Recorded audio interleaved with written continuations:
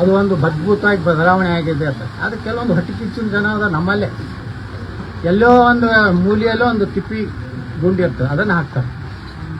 ಕೆಲವೊಂದು ಮಂದಿಗೆ ಏನೊಂದು ಹೊಟ್ಟೆ ಕಿಚ್ಚು ಅಂದರೆ ಇದನ್ನು ಅವರು ರೊಕ್ಕ ಕೊಟ್ಟಿದ್ರೆ ಯತ್ನಾಳ ಮಾಡ್ಯಾರ, ಅವ್ರ ಅಪ್ಪನ ಮನೆದು ಕೊಟ್ಟಿಲ್ಲ. ನಾವು ಬಡದಾಡಿ ರೊಕ್ಕ ತೊಗೊಂಡ್ಬಂದು, ನಾನು ಜಗಳಾಡಿ ರೊಕ್ಕ ತಂದೆ. ನಾನು ಮಂತ್ರಿಗಿಂತ್ರಿ ಬೇಡ ಯಡಿಯೂರಪ್ಪಗೆ ಹೇಳ್ಬೇಕು, ನಾನು ರೊಕ್ಕ ಕೊಡ್ಬೇಕು, ನಾನು ಡೆವಲಪ್ಮೆಂಟ್ ಆಗಬೇಕು. ಮಂತ್ರಿ ಆಗೋದ್ರಿಂದ ಏನು ಡೆವಲಪ್ಮೆಂಟ್ ಆಗೋದಿಲ್ಲ.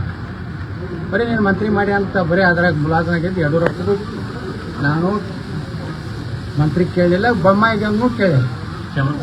ನಾವು ಏನಿದ್ರು ಜನರ ಸಲುವಾಗಿ ಒಂದು ಹೋರಾಟ ಮಾಡಿದ್ವಿ. ನಮ್ಮ ಮಹಾನಗರ ಪಾಲಿಕೆ ಸದಸ್ಯರು ಎಲ್ಲರೂ ಭಾಳ ಕ್ರಿಯಾಶೀಲರಾಗಿ ಉಪಮಹಾಪೌರರು, ಮಹಾಪೌರರು ಹಗಲು ರಾತ್ರಿ ಜನರು ಕೆಲಸ ಮಾಡ್ತಾರೆ. ದಿನಾಲವರು ತಮ್ಮ ವಾರ್ಡ್ನಲ್ಲಿ ಅಡ್ಡಾಡ್ತಾರೆ, ಜನ ಸಮಸ್ಯೆ ಕೇಳ್ತಾರೆ. ಹಂಗೆ ಒಳ್ಳೆ ಜನಪ್ರತಿನಿಧಿಗಳು ನಾವೆಲ್ಲ ಆಯ್ಕೆ ಆಗಲಿಕ್ಕೆ ನಮ್ಮ ಮತದಾರರು ಹೊರಗೆ ಬಂದು ವೋಟ್ ಹಾಕಿದ್ರು.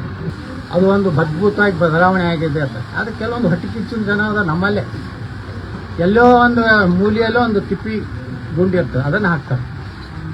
ಕೆಲವೊಂದು ಮಂದಿಗೆ ಏನೊಂದು ಹೊಟ್ಟೆ ಕಿಚ್ಚು ಅಂದರೆ ಇದನ್ನು ಅವರು ರೊಕ್ಕ ಕೊಟ್ಟಿದ್ರೆ ಯತ್ನಾಳ ಮಾಡ್ಯಾರ, ಅವ್ರ ಅಪ್ಪನ ಮನೆದು ಕೊಟ್ಟಿಲ್ಲ.